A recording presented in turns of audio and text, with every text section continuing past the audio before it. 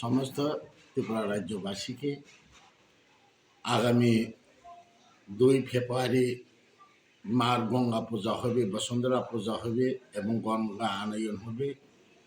3 ফেব্রুয়ারি থেকে 6 ফেব্রুয়ারি পর্যন্ত বিশ্বশান্তি জীব কল্যাণার্থে অমরপুর সর্বং শান্তিকালী আশ্রমে মহা অশ্বমেধ শান্তিযজ্ঞ হতে চলেছে।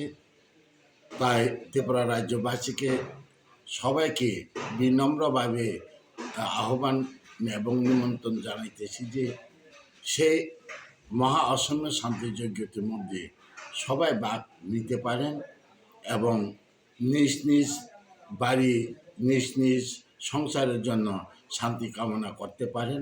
তাই আমি সমস্ত ত্রিপুরা রাজ্যবাসীকে বিনম্রভাবে নিমন্ত্রণ জানাইতেছি যে সবাই এই যজ্ঞতে ভাগ নিও। বাস এতটুকু বলে আমি সবাই ত্রিপুরাবাসীকে আবার বিনম্রভাবে ধন্যবাদ জ্ঞাপন করে ওম শান্তি জয়।